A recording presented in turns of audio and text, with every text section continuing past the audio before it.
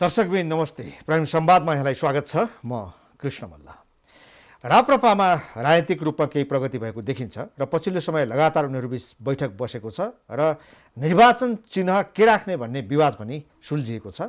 अन्ततः हलो निर्वाचन चिन्ह राख्ने सहमतिसहित आजभोलिमा राप्रपा निर्वाचन आयोगमा दर्ता गर्ने कार्यक्रम पनि छ र यो सँगै हिन्दू राष्ट्र र राज संस्थाको मुद्दा पनि थप बलियो बन्यो अथवा यो बीचमै टुहिएर जान्छ भन्ने प्रश्न पनि उब्जिएको छ। हामी मूलतः यसैमा केन्द्रित हुन गइरहेका छौँ र यसको निम्ति हामीसँग राप्रपाका नेता एवं सनातन संस्कृति समाज नेपालका सहअध्यक्ष तारानाथ लुइटेल हामीसँग हुनुहुन्छ।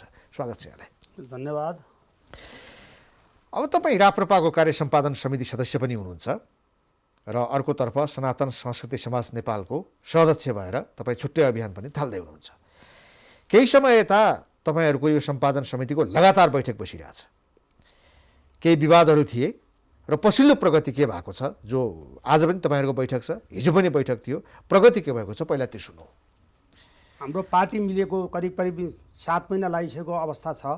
त्यो अवस्थाभन्दा अगाडि नै हामी निर्वाचन आयोगमा गइसक्नुपर्ने र हामीले जनता सामु जानुपर्ने अवस्था थियो र हाम्रो पार्टीका गतिविधिहरू र हरेक जिल्लाका जिल्ला कार्य समिति समायोजन गरिसक्नुपर्ने अवस्था हुँदाहुँदै पनि आज 3 जना अध्यक्षको चुनाव चिन्ह र निर्वाचन आयोगमा जाने जुन 73 को विधानलाई लिएर जाने कि नयाँ विधान बनाएर जाने भन्ने कुरामा खटपट हुँदाहुँदै आज यो लगभग 7 महिना बित्न लाग्यो। अब यसलाई यो सिरियस अवस्था नेपाली जनताहरू र नेपालका सबै कार्यकर्ताहरूको यो मनोभावनामा ठेस लागेको हुनाले सबैबाट दबाब दिँदै जाँदाखेरि उहाँहरू आज चार दिन अगाडि मात्रै 3 जना अध्यक्ष बसेर यो यसरी जाने भन्ने कुरा उहाँले टुङ्गो लाउनु भयो। त्यो टुङ्गो लाएपछि हिजो हाम्रो राप्रपा संयुक्त र राप्रपाको दुवैतर्फको कार्य सम्पादन समितिको बैठक बस्यो। बैठक बसेर हिजो अध्यक्षहरूले ब्रिफिङ गर्नुभयो। हामीलाई यो आधारले हामी अब मिल्यौँ। चुनाव चिन्ह हलो भयो र 73 को विधानमा जे जति भएका थिए ती कुरालाई परिमार्जित गरेर हामीले 77 को विधान तयार गरेर निर्वाचन आयोगमा पेश्ने कुरा राख्यौँ। त्यही कुरालाई लिएर आज यो बैठक बसेको हो। यसमा अरू केही गर्नुपर्ने अवस्था छैन भनेर अध्यक्षहरूले ब्रिफिङ गर्नुभयो। हामीले उहाँलाई धन्यवाद दियौँ। तपाईँले यति सकस र कष्ट साथ आज यो एकै ठाउँमा बस्ने वातावरण मिलाउनु भएकोमा धेरै धन्यवाद छ अध्यक्ष कमल थापा। यो चुनाव चिन्हको विवाद अब सकियो। अब चुनाव चिन्हको विवाद सकियो। हलो चुनाव चिन्ह भयो, झन्डामा गाई रहन्छ, यसको विवाद टुङ्गियो। अब कमल थापा जस्तो एउटा नेता जो गाई भनेर बस्नु भएको थियो, तपाईँहरूको हिजोको यो सहमति पछि पनि उहाँले सामाजिक सञ्जाल ट्विटरमा ट्विट गर्नुभएको छ, मेरो नसामा गाई छ भनेर, होइन? उहाँ गाई छोड्न कसरी तयार हुनुभयो? होइन, अब परिस्थिति त्यस्तै जन्मियो उहाँले, है। उहाँले त राख्नु, मैले पनि हेरेको थिएँ उहाँको नसामा मेरो गाई र मैले बाध्यतावश मैले आज पार्टी एकडिका बनाएर लैजानका लागि मैले दुःख साथ मैले हलो स्वीकार गरेर अगाडि बढेको छु। यसमा मेरो हेर्नुहोस्, मैले खुन पसिना साथ मैले 25वटा सिट, एक गाई एक दाई एक भाइ एक गाई जन्माएको हुँ। तर यसलाई आज मैले हलो स्वीकार गरेर अगाडि बढेको छु। अवश्य नै नेपाली जनताले विश्वास साथ अब हामीलाई कता ग्लानी देखिन्छ उहाँको मनमा। गाई छोड्नु परेकोमा उहाँको मनमा ग्लानी छ, दुःख छ, पीडा छ। भोलिको दिनमा हलो निर्वाचन चिन्ह स्वीकार गर्दाखेरि फेरि दुर्घटना नहोला भन्ने के छ? होइन, त्यो त अब दुर्घटना भयो भने त समाप्तै हुन्छ नि। उहाँले गीता छोएर चाहिँ कसम खानुभएको छ भने अब फेरि दुर्घटना निम्ताउने काम गर्नु त उहाँ नि अब त्यो उसमा फस्नुहुन्छ। कार्यकर्ता, हजारौँ कार्यकर्ताको मनोभावनालाई उहाँले कुठाराघात गर्नुहुन्छ जस्तो मलाई लाग्दैन। अब 3टा अध्यक्ष एकडिका भएर अगाडि बढ्नुहुन्छ, म यो यसमा मेरो विश्वास छ। कमल थापाको मनमा गाई त्यत्रो रहेछ, तपाईँहरूले गाई स्वीकार गर्दाखेरि के बिग्रिन्थ्यो? होइन, हामीले पनि अब पुरानो हलो हेर्नुहोस्, हलो पनि अहिलेदेखि यो हलो होइन र जनताको मनोभावना हलो पनि भिजिसकेको अवस्था र गाईलाई मुसलमानहरूले गाईलाई त्यति भोट हाल्न रुचाउँदैनन्, भोट हाल्दैनन्। त्यो तर्फको कुरालाई पनि ध्यान दिएर हामीले हलोलाई नै जोड दिएको हो। हलै लिएर जाँदाखेरि सबै जनताहरूले एकीकृत भएर हलोलाई स्वीकार्छन् भन्ने हाम्रो राप्रपा संयुक्तको र हरेक सबै कार्यकर्ताको ठहर भएको नाताले र राप्रपामा पनि भएका साथीहरूको पनि हलै भए ठिक छ भन्ने भावना आएको हुनाले हलोलाई। तपाईँहरूको हिन्दू धर्म बाहेक, हिन्दू धर्मावलम्बी बाहेक अन्य धर्मावलम्बीहरूप्रति पनि आकर्षण छ र भने? मुसलमानहरूले गाईमा भोट हाल्दैनन्, हलोमा हाल्छन् भन्नुभयो। यो देशलाई तपाईँहरू हिन्दू राष्ट्र बनाउने अभियानमा हिँड्ने अनि गैर हिन्दूहरूलाई पनि तपाईँहरूले समेट्न खोजेर हुन्छ त? होइन होइन होइन, त्यो कुनै हुन्छ। मिलेन। गाई भनेको गौमाता हुन्, लक्ष्मी हुन्, हामीले मान्नुपर्ने हो। हेर्नुहोस्, उहाँको हरेक चिजहरू, हरेक अङ्गहरू पनि हामी हिन्दूवादीलाई काम लाग्ने चिज हो। हामीले लक्ष्मीलाई हामीले अपहेलना गरेको छैनौँ, तर बाध्यतावश हाम्रो चुनाव चिन्ह हलो नि स्वीकारेर हामी अगाडि बढेको। 3टा अध्यक्षले पनि अहिले हलो स्वीकारेको हुनाले तपाईँहरूको तारतम्यता कहाँ मिलेन भने हिन्दू राष्ट्र बनाउने अभियान थाल्ने अनि गैर हिन्दूहरूलाई पनि अभियानमा समेट्न होइन, त्यो खोज्ने। त्यो कसरी हुन्छ? हलो नभएर हिन्दूहरू पाखा लाग्ने काम आउँदैन नि। हिन्दू त हिन्दू नै हो नि, हामी त हिन्दू हो नि। चिन्ह जेसुकै भए पनि भोलि हलो तपाईँको नभएर- गैर हिन्दूहरू, मुस्लिमहरू, बौद्धिस्टहरू, होइन, अन्य होइन, धर्मावलम्बीहरू यो कुरा- तपाईँहरूको होइन, अभियानमा कसरी आउँछन् भने? यो कुरामा मेरो मतभेद छ। हेर्नुहोस्, चुनाव चिन्ह गाई नि भएर हलो नि भएर अरू कुनै चिन्ह भएर पनि त्यसमा मतभेद हुने होइन। चिन्ह त एउटा निर्वाचन आयोगले दिएको चिन्ह हो। जुनसुकै चिन्ह भए पनि नेपाली जनतालाई यो नहीं, मैले मेरो प्रश्न होइन। अर्कोतर्फ मोडिसकेँ। मेरो प्रश्न के हो भने तपाईहरू यो देशलाई हिन्दू राष्ट्र बनाउने अभियानमा हुनुहुन्छ, अब पक्कै अनि पनि। गैर हिन्दूहरू किन आउँछन् तपाईँहरू कहाँ? किन नआउने? गैर हिन्दू किन नआउने? एउटा आस्था बोकेको संवैधानिक राज संस्था सनातन हिन्दू राष्ट्र हामी बनाउन हामी लिएर विधानमा हामी यसलाई परिमार्जित गरेर अगाडि बढ्नका लागि हामी हिँडेका छौँ। हामी जनताको अभिमत लिएर अगाडि बढ्न जान लागेको हौँ र हामी हेर्नुहोस् अहिलेसम्म हामी हलो हलो हलो भनेर हामी अगाडि बढेको र जनताले पनि हलो, किसानको हलो, नेपाली जनतालाई भलो भन्ने एउटा उखान पनि छ। यही हिसाबले अगाडि बढेको हुनाले अहिले हलोलाई नै लिएको हौँ र गाईको अहिले विवाद गरेर अगाडि बढ्नुपर्ने जरुरी देखिन्छ। मैले अझै मेरो हामी प्रश्न हिन्दू दोहोऱ्याएँ। हिन्दू धर्म नमान्नेहरू अथवा भनौँ गैर हिन्दूहरू, अन्य धर्म मान्नेहरू, यहाँ क्रिस्चियनहरू पनि छन्, बौद्धिस्टहरू पनि छन्, मुस्लिमहरू पनि छन्, त्यसबाहेक अन्य धर्मावलम्बीहरू पनि छन्। ती धर्मावलम्बीहरू तपाईँको राप्रपामा या भनौँ तपाईँको संस्कृति सनातन समाजको जो लक्ष्य छ त्यसलाई समर्थन गर्दै किन आउनु पर्यो? तपाईँले एउटा धर्मलाई समातेर हिँड्ने, राष्ट्रको राज्यको धर्म बनाउने अनि अन्य धर्मावलम्बीहरू तपाईँसँग आइदिनु पर्ने के विभेदकारी नीति लिएर हुन्छ? होइन, त्यस्तो त्यो होइन। अहिले हेर्नु 94% ओमकार परिवारहरू हामी छौँ, हिन्दूहरू हामी छौँ। हामीलाई गाई चुनाव चिन्ह भए पनि नेपाली जनतालाई ठिक थियो भन्ने कुरा भावना त जनतामा त 70 चुनावले त देखियो नि। तर पनि अहिले पार्टी दुईटा मेचोल एकै ठाउँमा बस्नका लागि चुनाव चिन्ह गाई कि हलो राख्दाखेरि हलो नै अब बढी नेपाली जनताले रुचाउने हुँदा हिन्दू राष्ट्र बनाउने जो तपाईँको एजेन्डा हो, हिन्दू राष्ट्र बनाउने जो तपाईँहरूको एजेन्डा हो, त्यो एजेन्डामाथि नै मेरो प्रश्न हो। होइन, एजेन्डामाथि हो त। हिन्दू राष्ट्र बनाउनलाई त चिन्हले त रोक्दैन नि। चिन्हले त कुनै हालतमा पनि रोक्दैन। चिन्ह त जेसुकै भए पनि चिन्हले त रोक्दैन। हिन्दू राष्ट्र बनाउने तपाईँहरूको अभियानलाई गाईमा चिन्ह, गाईमा भनेर गाईमा हाल्ने होइन, हलोमा हलोमा भन्। चुनाव चिन्ह पार्टीले लिएको नीति विचार के छ कि केमा के छ त्यसमा न भोट हाल्ने हो। हिन्दू राष्ट्र बनाउने तपाईँहरूको अभियानलाई गैर हिन्दूहरूले किन साथ दिने? किन साथ नदिनु उनीहरूलाई के फाइदा छ? होइन, अहिले भएको पार्टीहरू नेपाली काङ्ग्रेस नेकपाको अहिले चरित्र हेरौँ न। 2000 हेर्नुहोस्, यो 72 मा जुन संविधान बन्यो, संविधान सभाले संविधान ल्याए, त्यो संविधान अन्तर्गत अहिले यी दुईटा दलहरूले के काम गरेका छन्? अहिले यत्रो 2/3 सरकारले के काम गरेको छ? काम गर्न सकेको छैन नि। संविधान विपरीत काम गर्छ। किन ल्यायो त संविधान सभा? त्यसैले गर्दा म यहाँ ठोकुवा साथ भन्न चाहन्छु कि चुनाव चिन्हले कुनै पनि नेपाली जनतालाई असर गर्दैन। गैर दलित हिन्दूहरू सबैलाई केही पनि असर गर्दैन। किनभने यही चुनाव चिन्हबाट हलोबाट सरकारमा गएको पनि त छन् नि। दुईवटा प्रधानमन्त्री पनि त भएनन् र। यसैले गर्दा यो चुनाव चिन्हमा विवाद गर्नुपर्ने जरुरी मैले देख्दिनँ। हामी 94% हिन्दू ओमकार परिवारलाई अहिले सुहाउने र किसानहरूलाई सुहाउने हलो चुनाव चिन्ह हलै छ। यसमा विवाद गर्नुपर्ने जरुरी अब मैले देखेको पनि प्रश्न मेरो तपाईँहरूको इमानमै हो। अब जहाँसम्म राज संस्था र हिन्दू राष्ट्रको तपाईँहरूले एजेन्डा लिनुभएको छ त्यसप्रति नै तपाईँका नेताहरू कतिको प्रतिबद्ध छन् भन्ने हो। हिजोको दिनमा गणतन्त्रमा भोट हाल्ने, राष्ट्रपतिको निर्वाचनमा साक्षी भएर बस्ने, आज फेरि हिन्दू राष्ट्र यो देश हुनुपर्छ भन्ने अनि राज संस्था फर्काउनुपर्छ भन्ने मौका आउँदा गणतन्त्रको सरकारमा सहभागी भएर खाने हाम्रो नेता तपाईँहरूको इमानमा हाम्रो प्रश्न हो, शङ्का हो र तपाईँहरू त्यो इमानमा टिकिरहनुहुन्छ भनेर हामीले कसरी मान्ने? होइन, हो यही सही हो। त्यही त म नेताहरूलाई, म आदरणीय नेताहरूलाई म विनम्र अनुरोध गर्न चाहन्छु कि हाम्रा एजेन्डाहरूलाई बलियो बनाउनलाई, एजेन्डा पार नलैकन नेपाली जनतालाई निकास नदीसम्म हामीले चलमल गर्ने होइन, कतै जाने होइन, कतै कसैलाई स्वीकार्ने होइन भएर बारम्बार मैले भनेको हुँ। हेर्नु, हामी एकातिर गणतन्त्र, एकातिर धर्मनिरपेक्षता, एकातिर संहिता छ भने हामीलाई गणतन्त्रको उसमा संवैधानिक राज संस्था, धर्मनिरपेक्षताको बदला हामीलाई सनातन हिन्दू राष्ट्र ओमकार परिवार 94% छन् हामी। यसलाई हामीले यो नेपालमा माटो हाम्रो परम्परा धर्म संस्कृतिलाई बलियो बनाउन हामी हिँडेका एकातिर छौँ भने अर्कोतिर संहिता होइन, स्वायत्त शासन प्रणाली अनुसार यो देश चल्नुपर्छ। संहिता यो नेपाली जनताको लागि भार हो।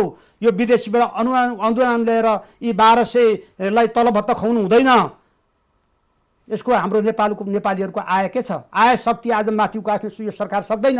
आज विदेशीका युवाहरूलाई नेपाल फर्काएर नेपालमै हामी रोजगारी दिन्छु भन्ने यिनै नेकपा 2 सरकार होइन। आज हेर्नुहोस् त, आज भारतको बोर्डरमा हेर्नु त लड्कु लागेर हजारौं नेपालीहरू आज फेरि बाध्य भएर यो दशैंको मुखमा अरूलाई गाली गरेर, अरूलाई दोष दिएर, अरूलाई कमजोर देखाएर आफू राम्रो हुने होइन।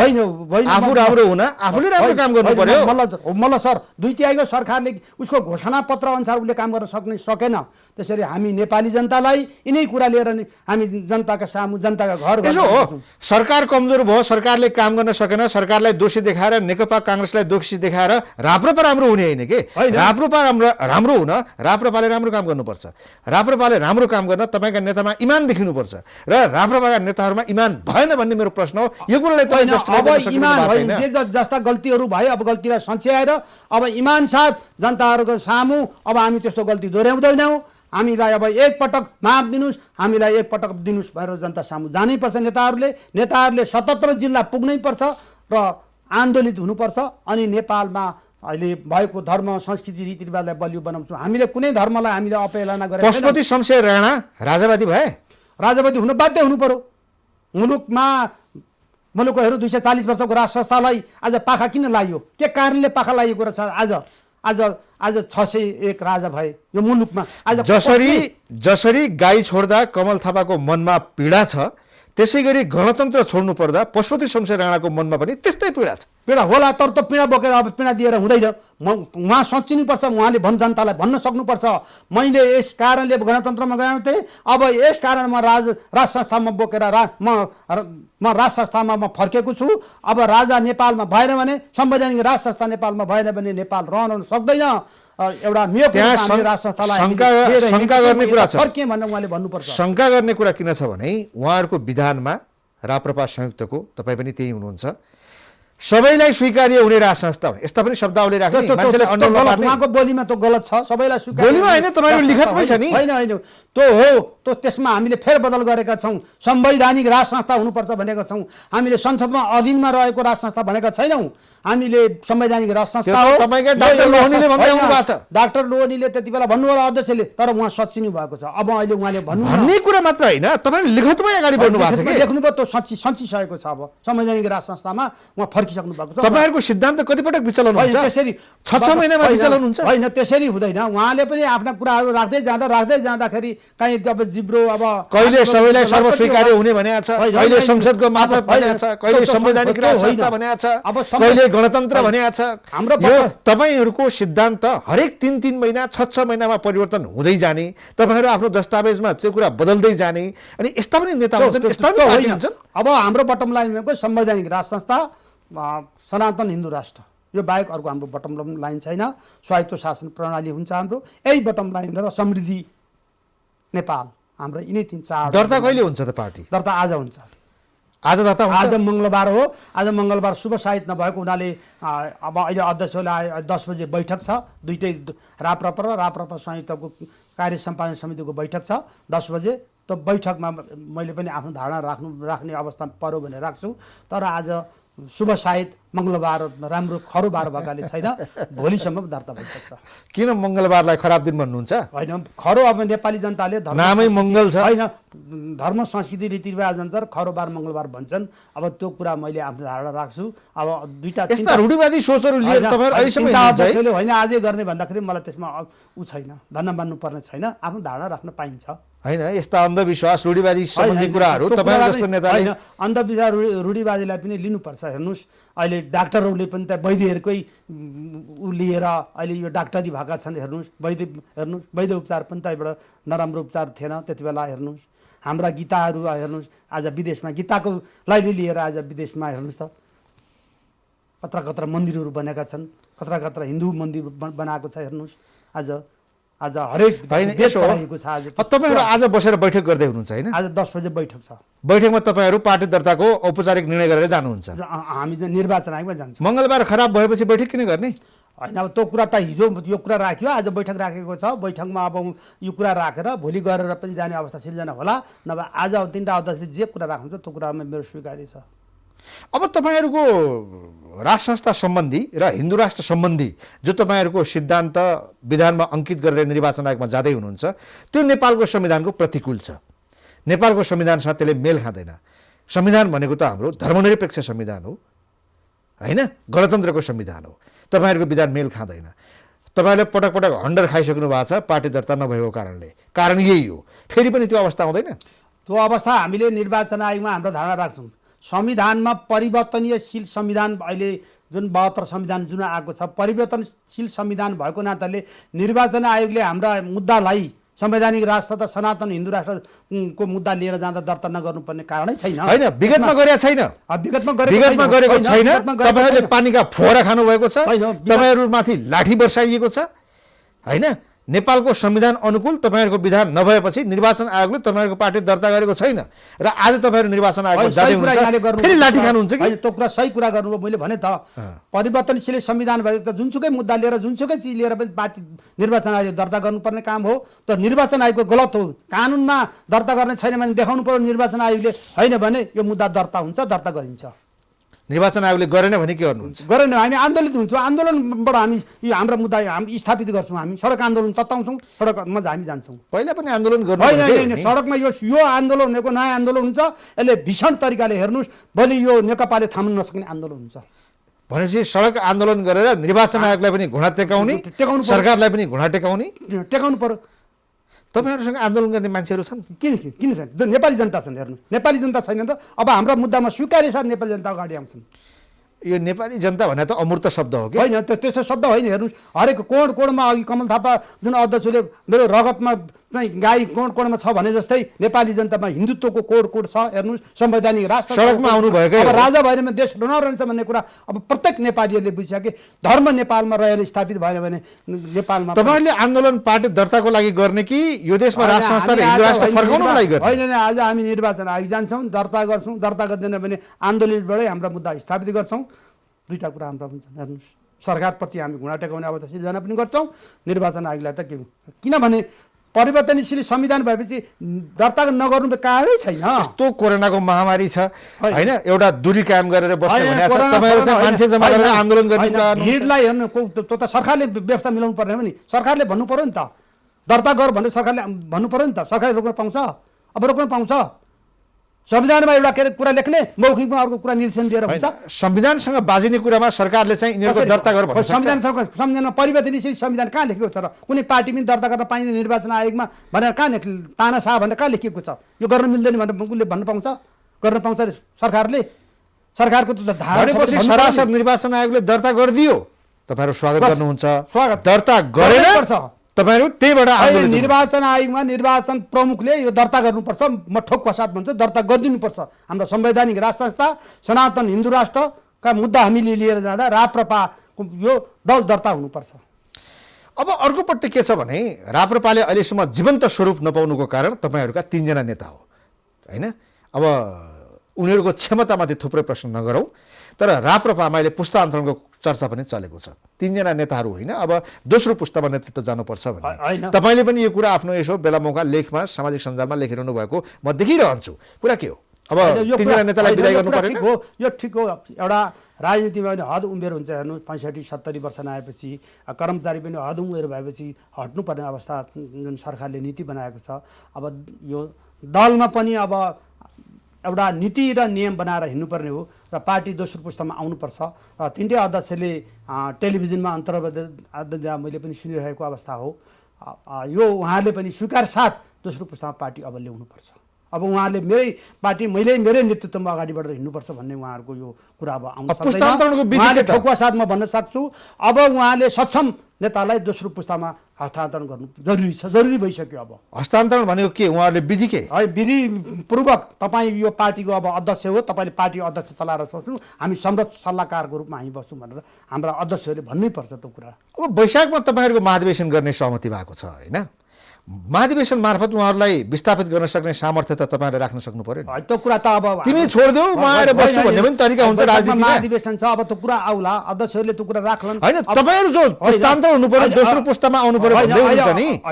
दोस्रो पुस्ताका नेताहरूले शीर्ष नेताहरूलाई चुनौती दिन नै सकेन। सकिन्छ त तपाईँ छाडिदिनुहोस् हामी आउँछौँ। ए बाबा प्रतिस्पर्धा गरेर प्रतिस्थापन गर्नुहोस् न। सकिन्छ नसकिने प्रश्न आउँदैन। महाधिवेशन वैशाखमा हाम्रो हुन पनि सक्छ, नहुन पनि सक्छ, किनभने हाम्रो हरेक जिल्ला कार्य समितिहरू समायोजन हुनु पर्यो, अधिवेशन हुनु पर्यो। यो अधिवेशन भएर अगाडि आउन टाइम पनि लाग्दछ हेर्नुहोस्। त्यसैले गर्दाखेरि वैशाखमा नभए जेठमा होला, जेठमा नभए असारमा होला, हुन त हुन्छ। हिजो मात्रै तपाईँहरूको वैशाखमा गर्ने सहमति भएन। वैशाखमा सहमति सब वैशाखमा नहुन पनि सक्छ। अहिले चाडपर्व छ, यस्तो कोरोना पनि छ, अब अधिवेशन त गर्नु पर्यो, भिडभाड हुन्छ, त्यो कारणले पनि छ। हेर्नुहोस् अहिले जाने आउने पनि अब सम्भव त्यति राम्रो सम्भव देखिएको छैन। त्यसैले गर्दा अब तिनवटा नेताले त्यो कुरा राख्नु होला, सार्ने नसार्ने उहाँहरूले भन्नु होला। तीनजना नेताहरूमा के कमी भयो र तपाईँ दोस्रो पुस्तामा नेतृत्वको माग गर्दै हुनुहुन्छ? कमी भएन, उहाँहरू उमेरले त उहाँ हद हुनुभयो। अब दोस्रो पुस्तालाई चलायमान त गराउनु पर्यो नि। मेरो गोरु को भयो बुढो? मैले नि पार्टी चलाउनु पर्छ, मै हुँ होइन। बुढो को भयो तीनजनामा भन्नुहोस् त? अहिले तीनजना नेता सक्षम हुनुहुन्छ, तिनैजना हुनुहुन्छ। कमल थापा बुढो भए? अहिले कमल थापा पनि अब 66-67 वर्ष लागिसक्नु भयो। अब पशुपति राजा 80 लगभग। उहाँ अहिले पनि कस्तो मजाले टेनिस खेल्नुहुन्छ, फुटबल खेल्नुहुन्छ। यिङ अध्यक्ष भनेको कमल थापा नै हुनुहुन्छ। पशुपति शमशेरबाट टिमिक हिँड्नुहुन्छ। त्यस्तो होइन, कुनै पनि सहज रूपले उहाँले हरेक मिडियामा भनिसक्नुपर्छ हामीले अब दोस्रो पुस्ता पार्टी दिनैपर्छ, दोस्रो पुस्ता हामीले तयार पार्नुपर्छ भनिसक्नु भएको छ। तर मेरो पनि माग हो दोस्रो पुस्ता पार्टी अब ल्याउनुपर्छ। हेर्नुहोस् होइन, तपाईँले देखाएको कारणमा उमेर मात्रै भयो के? होइन, उमेर पनि उमेरका कारणले मात्रै उनीहरूले हाम्रो जन्मेका हामी सक्षम नेताहरू पनि छौँ नि, दोस्रो पुस्तामा तयारी हुने नेताहरू पनि छन्। प्रतिस्पर्धा गरेर जानुहोस् न। होइन, प्रतिस्पर्धा किन? अहिले नेताहरूलाई पाखा लाएर चुनावमा हराएर जानुपर्ने अवस्था छैन। सहज रूपले उहाँले स्वीकार गरेर दोस्रो पुस्तामा हस्तान्तरण गर्नुहुन्छ मलाई विश्वास लाग्छ। दोस्रो पुस्तामा सैद्धान्तिक कुरामा, वैचारिक कुरामा, नीतिगत कुराहरूमा तपाईँहरूको के पनि कुरा असहमति छैन? त्यस्तो अहिले तिनवटा अध्यक्ष बिच हाम्रो केही पनि सैद्धान्तिक कुरामा हाम्रो विचलन भएको छैन। अब अहिले समय परिस्थितिलाई ध्यान दिएर उहाँले अगाडि बढ्नुपर्छ र दोस्रो पुस्तामा पनि उहाँले हस्तान्तरण गर्नुपर्ने सहज रूपले उहाँले गर्नुहुन्छ। तर तपाईँहरू छरपष्ट हुनुभयो। तपाईँ आफै राप्रपाको अब यो कार्य सम्पादन समितिमा हुनुहुन्छ होइन? पहिला तपाईँ सहमहामन्त्री पनि भइसक्यो मान्छे, होइन उपाध्यक्ष हुनुहुन्थ्यो होइन? अब अहिले आएर यो सनातन संस्कृति समाज नेपाल भनेर छुट्टै थाल्नु भएको छ। अब राप्रपासँगै जोडिएका अन्य थुप्रै नेताहरू पनि आफ्ना आफ्ना छुट्टा छुट्टै अभियानहरूमा छन्। यो किन तपाईँहरू एउटा कन्क्रिट रूपमा होइन एकबद्ध भएर किन जान्न सक्छ? होइन, मैले यो अभियान भनेको मैले 1 वर्ष भयो यसो थालेको। पहिला मेरो 64 साल जेठ 4 गते धर्म रिफस्ता गरौँ, त्यति बेला म पार्टीमा थिइनँ, कुनै पनि पार्टीमा थिइनँ। मैले त्यस बेला नि यो सनातन संस्कृति समाज नेपाललाई लिएर हिँडेको हुँ। हेर्नुहोस् त्यस बेला मैले करिब टुडीखेलमा 10,000 मान्छे निकालेर धर्म रिफस्ता खारेज गर्नुपर्छ र संवैधानिक राज संस्था रहनुपर्छ भनेर मैले त्यति बेला बोलेको हुँ। र आमसभामा थुप्रै साथीहरू पनि हुन्थ्यो बोल्ने वक्ताहरू। त्यसमा टेक्निकल ग्रुपले कोही व्यक्तिहरूले एब्जस बम उहाँ सानेपामा बम हानेकाले मान्छे धेरै हताहत भएकालाई अब यो हिन्दू राष्ट्र अतिवादले गरेको भन्ने कुरा मलाई हो। त्यसको अध्यक्ष त्यति बेला म थिएँ। मलाई वारेन्ट भयो, मलाई पुलिसले वारेन्ट गर्यो। पछि जिल्ला अदालतमा मुद्दा दर्ता गरौँ। 3 वर्ष मैले यो सरकारवादी मुद्दा खेपेँ। यो अवस्थाले पनि हेर्नुहोस् म पार्टीमा जानुपर्छ भनेर म पार्टी राप्रपा नेपालमा लागेको हुँ। हेर्नुहोस् त्यसैले गर्दा मैले अहिले पनि मेरो महसुस के छ भने सनातन हिन्दू राष्ट्र 94 ओमकार परिवार हामी छौँ। सबै जोसुकै भए पनि हामी यो उसमा धर्म संस्कृति मान्नेछौँ, हामी नेपालीहरू परम्परालाई मान्नेछौँ हामी नेपालीहरू।